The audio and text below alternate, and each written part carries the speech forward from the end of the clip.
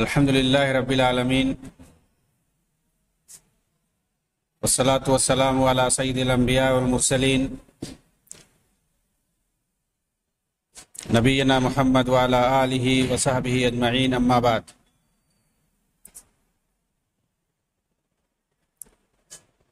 عن ابی سعید الخدری رضی اللہ تعالی عنہ قال بینما نحن عند رسول اللہ صلی اللہ علیہ وسلم وهو يقسم قسما اتاه ذو الخویسرہ وهو رجل من بنی تمیم فقال یا رسول اللہ اعدل، فقال ويلك ومن يعدل إذ لم أعدل قد خبت وخسرت إن لم أكن أعدل. فقال عمر يا رسول الله إذن لي فيه فأضرب عنقه، فقال دعه فإن له أصحابا يحقر أحدكم صلاته ما صلاتهم وصيامه ما صيامهم يقرؤون القرآن لا يجاوز تراقيهم يمرقون من الدين كما يمرق السهم من الرمية. رب اشرح لي صدري ويسر لي أمري واحلل عقدة من لساني يفقهوا قولي. محترم ناظرین کرام، احباب گرامی، دیگر سامعین،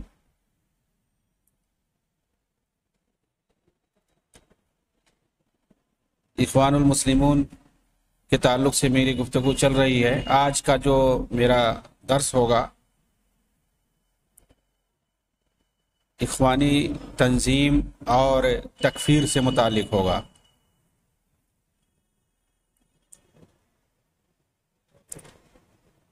اور اس جماعت کے اندر جس طرح سے خارجی افکار پائے جاتے ہیں،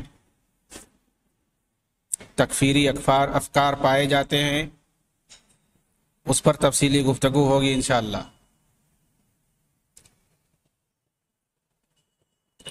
اور یہ چیز ثابت کی جائے گی کہ کس طرح سے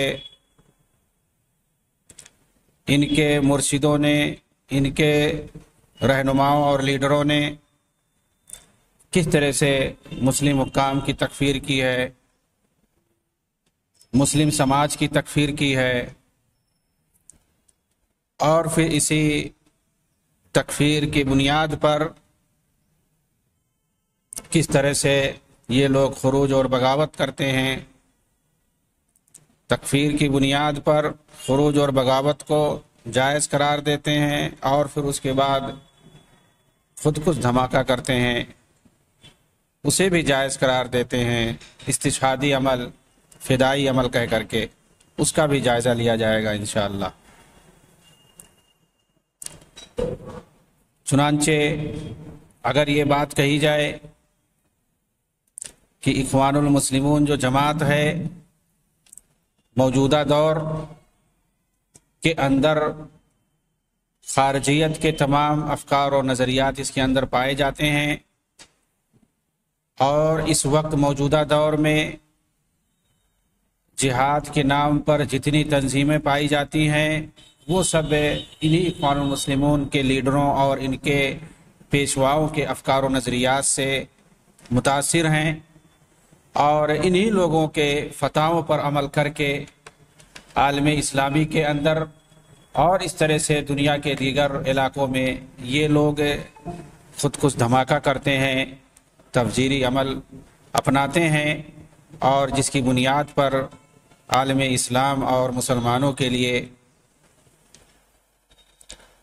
ذلت و رسوائی کا سبب بنتے ہیں، اور انہی کی بنیاد پر عالم اسلام کو تباہی کے دہانے پر پہنچایا جاتا ہے۔ چنانچہ تاریخ اسلام کے اندر جتنی بھی تکفیری جماعتیں پیدا ہوئی ہیں سب ان خوارج کی نسل سے اور انہی کی فکر سے تعلق رکھتی ہیں، جنہوں نے رسول اکرم صلی اللہ علیہ وسلم پر اعتراض کیا، صحابہ کرام پر اعتراض کیا۔ واقعہ مشہور ہے ذو الخویسرہ تمیمی کا، جس نے جیرانہ کے موقع پر مال غنیمت کی تقسیم پر اعتراض کیا تھا۔ ذو الخویسرہ التمیمی، ہرقوس جس کا نام تھا، غزوہ حنین سے جب آپ واپس آ رہے تھے، مقام جعرانہ پر آپ نے مال غنیمت کی تقسیم کی، وہاں پر اس شخص نے اللہ کے رسول صلی اللہ علیہ وسلم پر اعتراض کیا۔ آپ نے کیا فرمایا تھا؟ اس نے کہا اے محمد انصاف سے کام لیجئے۔ آپ نے کہا اگر میں نہیں انصاف کروں گا تو کون انصاف کرے گا؟ پھر آپ نے فرمایا تھا کہ اس کی نسل سے ایسے لوگ پیدا ہوں گے جو قرآن تو پڑھیں گے مگر حلق سے نیچے قرآن نہیں اترے گا۔ خوش نصیب ہے وہ شخص جو انہیں قتل کرے گا۔ ایک خوارج کی نشانی اور ان کی پہچان اللہ کے رسول نے اسی وقت بتا دی تھی، اور یہ لوگوں کا ظہور نبی کے زمانے ہی میں ہو چکا تھا۔ صحیح بخاری کے اندر، صحیح مسلم کے اندر یہ روایت موجود ہے ابو سعید خدری رضی اللہ تعالیٰ عنہ سے۔ ابو سعید خدری رضی اللہ تعالیٰ عنہ خود بیان کرتے ہیں، یہ اس واقعے میں خود شامل تھے۔ کہتے ہیں بینما نحن عند رسول اللہ صلی اللہ علیہ وسلم وهو یقسم قسما، آپ صلی اللہ علیہ وسلم مال غنیمت تقسیم کر رہے تھے مقام جعرانہ پر۔ اتاہ ذو الخویسرہ وهو رجل من بنی تمیم، ذو الخویسرہ آیا جو کہ قبیلے بنو تمیم کا آدمی تھا۔ قال یا رسول اللہ اعدل، آپ نے کہا اللہ کے رسول، اس نے کہا یا رسول اللہ، بعض روایتوں میں یا محمد انصاف سے کام لیجئے۔ فقال ویلک ومن یعدل اذ لم اعدل، آپ نے فرمایا تیری تباہی ہو، میں نہیں انصاف کروں گا تو کون کرے گا؟ قد خبت وخسرت ان لم اکن عادل، تیرے لیے تباہی ہو، تیرے لیے گھاٹا ہو، میں تباہی نہیں، میں انصاف نہیں کروں گا تو کون کرے گا؟ فقال عمر یا رسول اللہ اذن لی فی فاضرب عنقہ، حضرت عمر فاروق رضی اللہ تعالیٰ عنہ کھڑے ہو گئے اور کہا اللہ کے رسول مجھے اجازت دیجئے، میں اس کی گردن مار دیتا ہوں۔ فقال دعه فإن له اصحابا، تو آپ نے کہا چھوڑ دو اسے، اس کے کچھ ساتھی ایسے آئیں گے یحقر احدکم صلاته ما صلاتي، جو دوسروں کی نماز کو اپنی نماز کے سامنے حقیر سمجھیں گے، اپنے روزے کے سامنے دوسرے کے روزوں کو حقیر سمجھیں گے۔ یقرؤون القرآن لا یجاوز تراقیہم، قرآن پڑھیں گے لیکن حلق سے نیچے نہیں اترے گا۔ یمرقون من الدین کما یمرق السهم من الرمیہ، یہ لوگ دین سے ویسے ہی نکلے ہوں گے جیسے تیر شکاری سے نکل جاتا ہے۔ اس کے بعد کہتے ہیں کہ میں علی رضی اللہ تعالیٰ عنہ کے ساتھ، فقال ابو سعید فاشهد انی سمعت هذا من رسول اللہ واشهد ان علی بن ابی طالب قاتلهم، کہتے ہیں کہ اللہ کے رسول نے یہ بات کہی تھی، میں گواہی دے کے کہتا ہوں، اور یہ بھی میں گواہی دیتا ہوں کہ علی رضی اللہ تعالیٰ عنہ نے ان سے قتال کیا تھا۔ اللہ کے رسول نے فرمایا تھا کہ ان سے جو قتال کرے گا وہ سب سے بہتر ہوگا۔ کہتے ہیں حضرت علی نے ان سے قتال کیا، ان سے جنگ کی، وانا معہ، اور میں بھی اس جنگ میں تھا، جنگ نہروان مشہور ہے۔ اس آدمی کو تلاش کیا گیا جس کی نشانی اللہ کے رسول نے بتائی تھی اور اسے پایا، اسی نشانیوں کے ساتھ جس طرح کی نشانی اللہ کے رسول نے بتائی تھی۔ حضرت علی نے تلاشا اس آدمی، اور وہ آدمی ملا اس جنگ کے اندر، مارا گیا مقتول کی شکل میں، قتل تھا وہ شخص، اس کو ڈھونڈا گیا، اس کو پکڑا گیا۔ پھر اس کے بعد خوارج نے اللہ کے رسول صلی اللہ علیہ وسلم کے زمانے میں اللہ کے رسول نے جو نشانیاں بتا دی کہ یہ لوگ کیسے ہوں گے، یہ لوگ کیا کام کریں گے، فتنہ کیسے پھیلائیں گے، کیسے لوگوں کی تکفیر کریں گے۔ اس کے بعد کہتے ہیں کہ خوارج حضرت عثمان رضی اللہ تعالیٰ عنہ کی خلافت میں پہلی بار ان لوگوں نے سر اٹھایا۔ عبداللہ ابن سبا یہودی کی قیادت میں، بظاہر وہ مسلمان ہو گیا تھا، یمن کا تھا، لیکن اس کے اندر منافقت تھی، وہ خارجی تھا۔ اس نے نوجوانوں کو اکٹھا کرنا شروع کر دیا، گھوم گھوم کر کے پورے عالم اسلامی کے اندر، کوفہ کے اندر، بصرہ کے اندر، مصر کے اندر، دمشق کے اندر، گھوم گھوم کر کے نوجوانوں کو اس نے اکٹھا کیا۔ وہ لوگوں کو نصیحت کرتا تھا، نوجوانوں کو نصیحت کرتا تھا کہ حکمرانوں کے خلاف اپنی زبان کو کھولنا ہے، اور امر بالمعروف اور نہی عن المنکر کی تنبیہ بھی کرنی ہے، لوگوں کو اچھی باتوں کا حکم بھی دینا ہے۔ اپنے پیروکاروں سے اس نے کہا لوگوں کے اندر دین کی باتیں کرو، امر بالمعروف نہی عن المنکر کا کام کرو، اور ساتھ ہی حکمرانوں پر اعتراض کرو۔ اس طرح جب اس خبیث نے ایک بھیڑ اکٹھا کر لی تو انہیں بلوائی خارجیوں نے جا کر مدینہ میں حضرت عثمان کو بے دردی سے شہید کیا۔ اور آپ سنیں گے تو حیرانی ہوگی کہ انہی اخوانیوں کی جو جماعت ہے اس کے رہنماؤں نے، خاص طور سے سید قطب کی بات میں کرتا ہوں، ان لوگوں نے لکھا اور کئی لوگوں نے کہ حضرت عثمان کے زمانے میں انقلاب آیا تھا حکومت کے خلاف، اس کے اندر اسلامی روح تھی، کیونکہ ان لوگوں نے حکومت کو صحیح سے رہنے نہیں دیا، ان لوگوں کے اندر کمی آ گئی، جو روح اسلامی روح جو حضرت عمر فاروق اور اس سے پہلے ابو بکر صدیق کے زمانے میں تھی، وہ روح ان لوگوں نے ختم کر دی تھی، اس لیے انقلاب لانے کی ضرورت تھی، اور جو بھی انقلاب آیا حضرت عثمان کے زمانے میں اس کے اندر اسلامی روح تھی۔ تو ان خارجیوں کو، بلوائیوں کو، جس کے پیچھے، جس کی سربراہی، جن کی قیادت عبداللہ بن سبا یہودی کر رہا تھا، اس قیادت کو، اس خونی انقلاب کو اور اس بلوائیوں کی بغاوت کو، خارجیوں کی بغاوت کو انہوں نے خلیفہ سوم داماد رسول سیدنا عثمان غنی رضی اللہ تعالیٰ عنہ کو شہید کیا، تڑپا تڑپا کے شہید کیا۔ اس بغاوت کو یہ لوگ کہتے ہیں اس کے اندر اسلامی روح تھی، اس کو انقلاب کہتے ہیں یہ لوگ۔ پھر اس کے بعد حضرت علی رضی اللہ تعالیٰ عنہ کا زمانہ آیا، اور جو اس وقت اختلافات ہوئے، جو لڑائیاں ہوئی، صفین اور جنگ جمل، صفین کے موقع پر جو تحکیم ہوا، واقع تحکیم جو بھی ہوا، اس کو بہانہ بنا کر کے جو صلح کرنا چاہی تھی حضرت معاویہ نے، حضرت علی رضی اللہ تعالیٰ عنہ نے، دونوں نے مل کر کے جو صلح کرنا چاہی، اس کو ان لوگوں نے بہانہ بنا کر کے ان لوگ الگ ہو گئے، حضرت علی کو چھوڑ دیا ان لوگوں نے، اور عبداللہ راسبی کی قیادت میں، عبداللہ ابن وہب الراسبی کی قیادت میں خوارج نے علی رضی اللہ تعالیٰ عنہ کے خلاف خروج کیا۔ سیدنا علی نے کہا کلمۃ حق نورد بہ الباطل، انہوں نے کہا لا حکم الا للہ، اللہ کے فیصلے کے علاوہ کسی کا فیصلہ نہیں مانا جائے گا۔ کیوں واقع تحکیم، کیوں تحکیم کروا رہے ہیں؟ ایک طرف سے ابو موسیٰ عشری کو لایا گیا، دوسری طرف سے عمرو بن عاص رضی اللہ تعالیٰ عنہ، دونوں کو لایا گیا کہ دونوں جو فیصلہ کر لیں گے وہی مانا۔ لیکن یہ لوگ نکل گئے، کہتے ہیں ان کی تعداد تقریباً 10-15 ہزار تھی، یہ لوگ 10-12 ہزار کی تعداد میں نکل گئے، اور ان لوگوں نے کہا ہم نہیں مانیں گے۔ اس کے بعد حضرت علی نے ان کو سمجھانے کی کوشش کی، عبداللہ ابن عباس رضی اللہ تعالیٰ عنہ کو بھیجا کہ جا کر کے ان کو سمجھاؤ۔ انہوں نے سمجھایا، بہت سارے نوجوان جو ان کے جھانسے میں آ گئے تھے، ان کے فریب میں جو لوگ مبتلا ہو گئے تھے، وہ لوگ، بہت سارے لوگ نکل آئے، یہاں تک کہ بتاتے ہیں ساری اکثریت نکل آئی، 2-2.5 ہزار لوگ وہ صرف باقی بچے، 2500 یا اس طرح سے کچھ خوارج جو باقی بچے، ان سے پھر اس کے بعد لڑائی ہوئی۔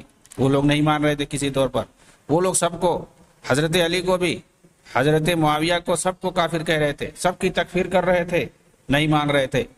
اس کے بعد جو لوگ بچے، 2-2.5 ہزار لوگ، ان سے مقام نہروان پر حضرت علی نے لڑائی کی، اور ان سب کو چن چن کر کے مارا۔ چند لوگ باقی رہ گئے، اور ان کی نسل کے لوگ، جو چند لوگ باقی رہ گئے تھے، وہ لوگ بعد میں حضرت علی رضی اللہ تعالیٰ عنہ کے خلاف سازش رچی، اور ان لوگوں نے کہا کہ یہ سب ائمہ کفر ہیں۔ حضرت علی کو ان لوگوں نے کافر کہا، حضرت معاویہ کو کہا، چنانچہ ان لوگوں نے ان سب کے خلاف اپنے آدمی بھیجے، کہا جو کفر کے جو سرگنا ہیں ان کو پہلے قتل کر دو، معاملہ صحیح ہو جائے گا۔ اب دیکھیے لوگ کفر کا سرگنا، یہ خارجی کس کو بول رہے تھے؟ نعوذ باللہ، حضرت علی کو، حضرت معاویہ کو، عمرو بن عاص کو، ابو موسیٰ عشری کو، ان لوگوں کو کہتے تھے کہ یہ لوگ کفر کے سرگنا ہیں، ان کو قتل کر دو۔ ان سب کو قتل کرنے کے لیے ان لوگوں نے ایک ٹائم فکس کیا، اور سب لوگ نکلے مارنے کے لیے اپنے مہم پر۔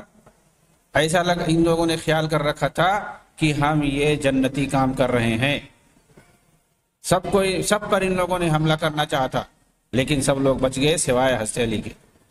حضرت علی کو نماز کی حالت میں ان لوگوں نے قتل کیا۔ عبد الرحمن ابن ملجم خارجی، اس نے قبیلہ بنو مراد کا، یہ خارجی حملہ آور ہوا، حضرت علی کو اس نے شہید کر دیا خنجر سے مار کر کے، اور اس کے بعد اس نے مارنے کے بعد ہمیں کامیاب ہو گیا، پکڑ کر کے اس کو مارا گیا۔ وہ کامیابی اپنی سمجھ رہا تھا حضرت علی کو قتل کر کے، یہ خارجیوں کا ٹولہ یہ جو مسلمان ہوتے ہیں ان کی یہ لوگ تکفیر کرتے ہیں، تو حضرت علی کو مار کر کے وہ اپنے آپ کو کامیابی سمجھ رہا تھا کہ میں کامیاب ہو گیا۔ حضرت معاویہ پہ حملہ کیا گیا لیکن بچ گئے، تھوڑا بہت زخمی ہوئے۔ عمرو بن عاص رضی اللہ تعالیٰ عنہ مل نہیں سکے، وہ آئے ہی نہیں۔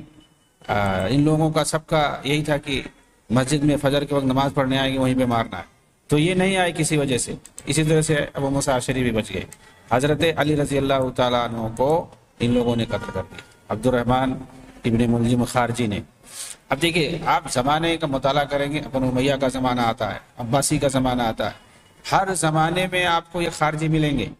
خروج ان لوگوں نے بغاوت اور خروج کیا ہے زمانے میں، اور جب ان لوگوں نے خروج کیا حکومت کے خلاف، ان کی تکفیر کر کے، ان کو ظالم کہہ کر کے، ان کو فاسق کہہ کر کے، جب انہوں نے خروج کیا ہے، امت مسلمہ نے نقصان اٹھایا ہے اور کافی بڑی تباہی ہوئی ہے۔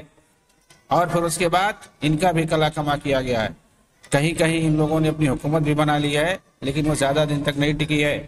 تو خارجیوں کا فتنہ یہ اٹھتا رہتا ہے، لیکن ہم جائزہ لیں گے، کچھ اپنی باتیں رکھیں گے موجودہ دور کے اندر جو ان کی شکلیں پائی جاتی ہیں، موجودہ دور میں ان کی وجہ سے امت مسلمہ پر جو تباہی آ رہی ہے، ہم اس کا جائزہ لیں گے کہ کس طرح سے خوارج جو ماضی میں تھے اور ان کے افکار و نظریات، اور جس طرح سے وہ عملاً اس کو اپنے عمل کو کر کے دکھاتے بھی تھے، ہم اس کے بارے میں بتائیں گے، اس کی کون سی شکلیں ہیں، کہاں پائی جاتی ہیں یہ خارجی تنظیمیں، یہ جماعتیں، اور کس طرح سے یہ لوگ کافروں سے زیادہ مسلمانوں کو کافر سمجھ کر کے مار رہے ہیں۔ چنانچہ اخوانی جماعت نے اس فکر کو اپنایا، خارجی فکر کو، اور اپنے پیٹ سے، اپنے رحم سے بہت ساری تکفیری تنظیموں کو جنم دیا۔ چنانچہ حسن بنا نے کہا تھا کہ اس وقت نہ کوئی خلیفہ ہے نہ کوئی خلافت ہے، اس لیے اپنی جماعت کو اسلام کا نمائندہ سمجھا انہوں نے، اور اس میں شامل نہ ہونے والوں کو انہوں نے خوارج کہا اس کا اسلام میں کوئی حصہ نہیں ہے۔ سید قطب نے تو ساری امت کو جاہلیت کے دور میں پہنچا دیا اور پورے مسلم سماج کو جاہلی بنا دیا، اور اس کے خلاف انقلاب لانے پر نوجوانان امت کو ابھارا نوجوانوں کو۔ محمد غزالی نے کہا کہ اس وقت اسلامی حکومت نہیں پائی جاتی ہے کہیں پر۔ زینب غزالی نے امت اسلامیہ کو جاہلیت کے دور میں جینے والی قوم قرار دیا۔ شیخ قرضاوی نے اخوانی تحریک پر تنقید کرنے والوں کی تکفیر کی کہ وہ شخص کافر ہے جو ہماری جماعت کے خلاف کچھ بولے، ان کے خلاف کوئی تنقید بھی نہیں کر سکتا ہے۔ ہم آگے سب کی باتوں کا پروف ہم ذکر کریں گے، لیکن ہم کچھ تنظیموں کا ذکر کر رہے ہیں جنہوں نے موجودہ دور میں سر اٹھا کر کے عالم اسلامی کے لیے تباہی کا سامان کیے ہوئے ہیں۔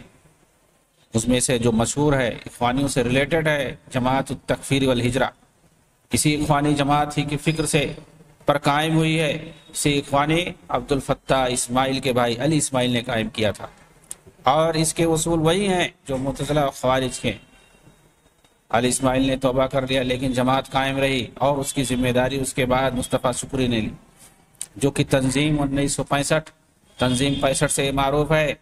اس کے ممبران میں سے یہ تھے مصطفیٰ شکری، جسے سید قطب، عبد الفتاح اسماعیل، محمد یوسف حواس اور زینب غزالی نے مل کر کے قائم کیا تھا۔ اس تنظیم کو تنظیم 65 کہتے ہیں۔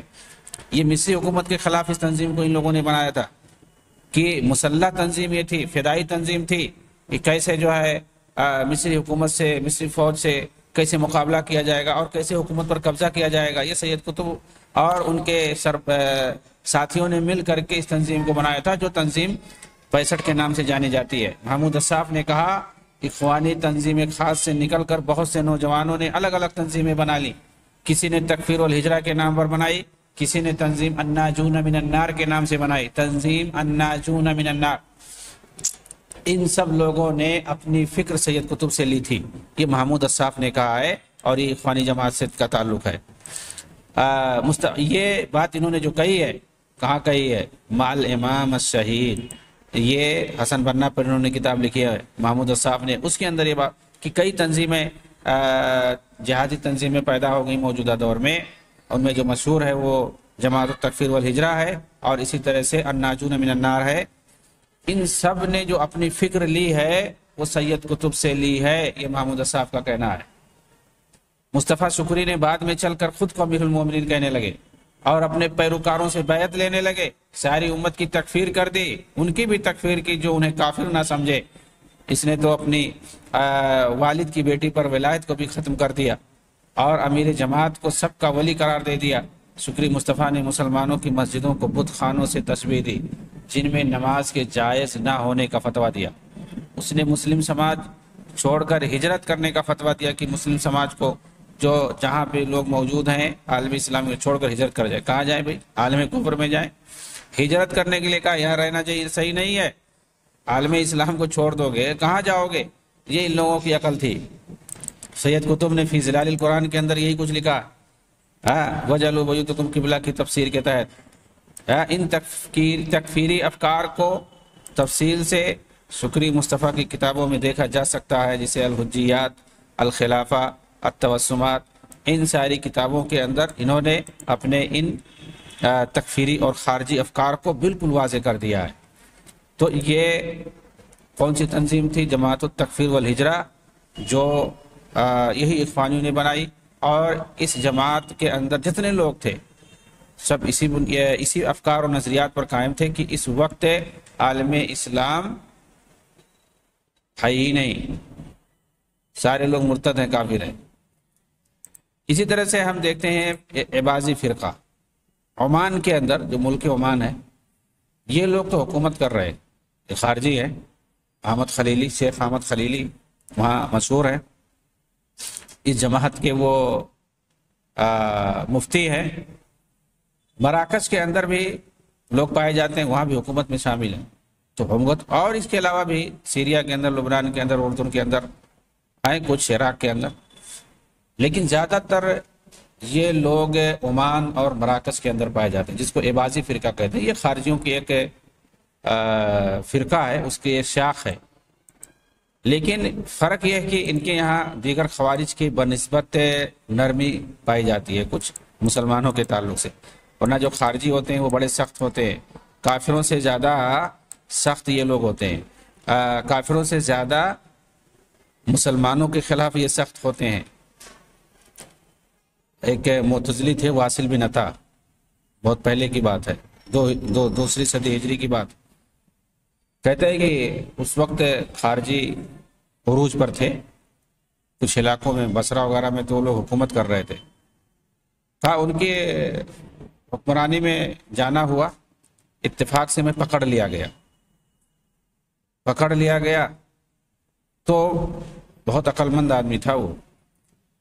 کہتے ہیں کہ میں نے سوچا ان سے کیسے نجات حاصل کی جائے، تو مجھے تو مار ہی دیتے، لیکن میں نے کہا کہ میں مستعمن کافر ہوں، میں آیا تھا ادھر کام سے، تجارت سے آیا تھا۔ تو کہا کہ تم اپنے آپ کو مسلمان کہتے ہو؟ کہا نہیں، میں مسلمان نہیں ہوں، مستعمن کافر ہوں۔ تو پھر ان لوگوں نے چھوڑ دیا۔ مستعمن کافر انہوں نے کیوں کہا؟ کیونکہ ان کے یہاں کافر جس کو کسی نے امان دے دیا ہو تو پھر اس کو وہ لوگ نہیں مارتے ہیں، لیکن اگر حربی کافر ہو تو ماریں گے، اس کو بھی ماریں گے۔ اور اگر کوئی کہے میں مسلمان ہوں لیکن میرا آپ کی جماعت سے تعلق نہیں ہے تو اس کو سب سے پہلے ماریں گے بغیر کچھ پوچھے ہوئے۔ تو یا اگر مسلمان ہو تو مطلب ان کے جماعت میں شامل ہونا چاہیے، اگر ان کی جماعت میں نہیں شامل ہو تو مرتد ہو، کافر ہو، ان کی نظر میں سب سے پہلے ماریں گے، کچھ نہیں پوچھیں گے۔ تو کہا مسلمان اگر کہوں گا تو سب سے پہلے مجھے مار دیں گے بغیر کچھ پوچھے ہوئے، اس لیے کہا کہ میں نے اپنے آپ کو مستعمن کافر بتا کر کے پھر جان چھڑائی۔ لیکن عباضی فرقہ، ان کے یہاں یہ سختی نہیں پائی جاتی ہے، یہ لوگ تو مسلمانوں کو اہل قبلہ کہتے ہیں اور پھر ان سے شادی کو بھی جائز قرار دیتے ہیں۔ تکفیر ان کے یہاں ہے، لیکن کچھ لوگ سختی کرتے ہیں، زیادہ تر کے یہاں نہیں ہے۔ البتہ بہت سے لوگ ایسے ہیں جو کافر تو کہتے ہیں، لیکن کہتے ہیں کافر سے مراد کفران نعمت ہے، کفران نعمت بولتے ہیں، یعنی مطلب یہ ہے کہ دوسرے جو مسلمان ہیں ان کے علاوہ ان کو کامل مومن نہیں مانتے ہیں، ناقص ایمان والا مومن یہ لوگ مانتے ہیں۔ علی اسماعیل نام کر کے ایک شخص نے جماعت کے اصول اور دستور کو بنایا تھا۔ تو عباضی فرقہ جو ہے یہ उतना ज़्यादा खवारिज की तरह से सख्त नहीं है। तो हालांकि तकफीर वल हिजरा जिसके बारे में बताया, ये बहुत ही सख्त है मौजूदा दौर के अंदर। जैसा कि शुक्री मुस्तफ़ा के बारे में बताया, इस शख्स के नज़दीक तो पूरा समाज इस वक्त काफिर है। इसने अपनी जमात को अलग थलग कर लिया और कहा कि अब उन लोगों में से जो भी अलग होगा वो काफिर हो जाएगा, यानी इसकी जमात से अगर कोई निकलेगा वो भी काफिर हो जाएगा। इसकी जमात के लोग इसे मेहदी मुंतजर कहते थे। मिस्री वजीर औकाफ हसन ज़हाबी के कत्ल में मुलव्विस सैकड़ों अफराद के साथ इस शख्स को भी फांसी दे दी गई थी मिस्र के अंदर, मुस्तफ़ा शुक्री को। इस फिरके के अकायद जमात तकफीर वल हिजरा, गुनाह कबीरा का मुर्तकिब जो है वो काफिर है। अगर कोई गुनाह कबीरा का इर्तिकाब करता है तो इनके यहाँ फौरन वो शख्स काफिर हो जाएगा। जाहिर सी बात है, जो पुराने खवारिज थे उनके यहाँ यही चीज़ पाई जाती थी। तो आज के जो खवारिज हैं, जिसे बताया तकफीर वल हिजरा, जो इख्वानी जमात से निकली हुई जमात है, तो इसके यहाँ भी यही चीज़ है कि अगर कोई गुनाह कबीरा का इर्तिकाब करता है तो वो आदमी काफिर हो जाएगा। तमाम मुस्लिम हुक्मरान की ये लोग तकफीर करते हैं क्योंकि शरीयत का निफाज नहीं करते, शरीयत का निफाज नहीं करते हैं, इसलिए सब लोग काफिर हैं। सीधा ये लोग बोलते हैं, वमन लम यहकुम बिमा अंज़लल्लाहु फउलाइका हुमुल काफिरून। इस पर भी बहस आएगी। इसी ज़िम्न में जब यह आयत आएगी तो बताया जाएगा कि कोई अगर शरीयत का निफाज ना करे तो क्या वो काफिर हो जाएगा या कब काफिर होगा। मुस्लिम समाज की भी ये लोग तकफीर कहते हैं। क्यों कहते हैं कि इन्हीं ताकूती हुक्मरानों के ये ताबे हैं, इसलिए ये भी क्या है, काफिर हैं। उलमा की तकफीर करते हैं, क्यों, ये भी हुक्मरानों की तकफीर नहीं करते। तो इनके कहने पर जो दूसरे लोगों की तकफीर नहीं करते हैं, जिनकी तकफीर करते हैं, तो वो भी काफिर हो जाएंगे। ये हर उस शख्स की तकफीर करते हैं जो इनकी जमात से बाहर हैं और अपने आप को लोग मुसलमान कहते हैं। इनकी जमात को जो छोड़ दे उसे ये लोग मुर्तद मानते हैं। इजमा और क़ियास के मानने वालों की भी ये लोग तकफीर करते हैं, गरचे वो इजमा सहाबा ही क्यों ना। तो कहते हैं कि इजमा क़ियास नहीं। तो इजमा क़ियास को जो मानेगा, उस पर अमल करेगा, तो उसकी भी ये लोग तकफीर करते हैं। ये तालीम से लोगों को रोकते हैं। जमात तकफीर वल हिजरा वाले तालीम से रोकते हैं। कहते हैं कि नबी अकरम सल्लल्लाहु अलैहि वसल्लम के इस कौल नहनु उम्मतुन उम्मिया से यही मुराद, आपने फरमाया था कि हम अनपढ़ कौम हैं। तो कह रहे हैं कि आपने कहा था अनपढ़, तो अनपढ़ ही रहना चाहिए। चुनांचे तालीम की दावत को ये यहूदी दावत कहते हैं। आप देखेंगे अफ्रीका के अंदर एक जमात है खारजियों की, दहशतगर्दी करते हैं, कत्ल खोरेसी मचाते हैं, बोको हराम नाम। ये लोग भी पढ़ने वालों को मारते हैं, कहते हैं पढ़ाई वढ़ाई नहीं। तो पढ़ने वालों पे, मदरसों पे हमला करते हैं ये लोग, कॉलेजों पर, यूनिवर्सिटियों पर बाकायदा हमला करते हैं। तो ये भी तालीम से लोगों को रोकते हैं। तो तकफीर वल हिजरा और बोको हराम वगैरह का यही काम है।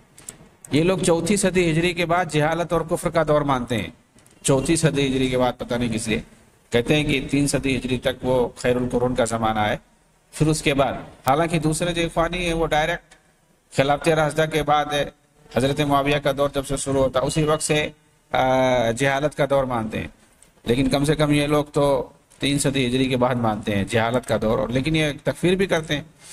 सैयद कुतुब की तरह ये भी मुसलमानों की मस्जिदों में जुमा जमात के कायल नहीं है, बल्कि कहते हैं इन मस्जिदों को कि ये सब मस्जिद ज़रार के हुक्म में है, सिवाय 4 मस्जिदों के, मस्जिद हराम, मस्जिद नबवी, मस्जिद अक्सा और मस्जिद कुबा। कहते हैं इनके अलावा बाकी जितनी मस्जिदें हैं वो सब मस्जिद ज़रार। जानते हैं मस्जिद ज़रार किसे कहते हैं? मुनाफिकों की मस्जिद, जिसके अंदर नमाज पढ़ना जायज़ ना हो, ला तकुम फीह अबदा। तो जिसके अंदर नमाज पढ़ने से रोक दिया गया है मस्जिद ज़रार के अंदर। तो ये लोग कहते हैं ये सब मस्जिदें जितनी हैं सब मस्जिद ज़रार है, सिवाय 4 मस्जिदों के। और इन 4 मस्जिदों में जिनका नाम मैंने लिया, मस्जिद हराम जो कि मक्का के अंदर है, मस्जिद नबवी जो कि मदीना के अंदर है, और मस्जिद कुबा ये भी मदीना के अंदर है, और मस्जिद अक्सा जो कि फ़िलिस्तीन के अंदर। कहते हैं ये 4 मस्जिदों को छोड़ करके जो दूसरी जितनी मस्जिदें पाई जाती हैं वो सब के सब क्या हैं? मस्जिद ज़रार है, नमाज नहीं पढ़ सकते हैं। हाँ, इन मस्जिदों में 4 मस्जिदों में नमाज पढ़ सकते हैं, लेकिन इमाम अपना होना चाहिए। अपनी जमात का अगर इमाम है तो फिर उसके बाद इनमें हम नमाज पढ़ेंगे। बसूरत दीगर अगर दूसरा कोई इमामत करा रहा है तो उसके पीछे इन 4 मस्जिदों में भी نماز پڑھنا ہمارے لیے جائز نہیں ہے. یعنی مسجد حرام میں بھی ان کے لیے نماز پڑھنا اور اسی طرح سے مسجد نبوی میں بھی ان کے لیے نماز پڑھنا جائز نہیں ہے اگر امام کوئی دوسرا ہو. پہلے سے کوئی متعین اگر امام ہے اس کے پیچھے یہ نماز نہیں پڑھیں گے، بلکہ اپنا اگر امام ہے تو پھر نماز ان کی جائز ہو جائے گی. تو یہی حال سید قطب کا بھی تھا. وہ جمعہ کی نماز علی اسماوی نے باقاعدہ صالح اسماوی نے باقاعدہ ذکر کیا ہے کہ جمعہ کا وقت ہو گیا نہیں گئے. تو اس کے بعد میں نے پوچھا تو انہوں نے بتایا کہ جو ہے جمعہ کی نماز ان کے یہاں نہیں ہوتی ہے کیونکہ ابھی خلافت نہیں ہے. تو خلافت آئے گی تب یہ لوگ اس کے بعد جمعہ کی نماز پڑھیں گے. تب خلافت کا یہ لوگ گویا انتظار کر رہے ہیں. سید قطب کے زمانے ہی سے یہ لوگ خلافت کا انتظار کر رہے ہیں. ہاں تو بہرحال پتہ نہیں لوگ جو پڑھتے ہیں کس بنیاد پہ پڑھتے ہیں، لیکن ان کے آقا جو تھے سید قطب وہ نہیں پڑھتے تھے، ایسا کس کی صراحت آئی ہوئی ہے.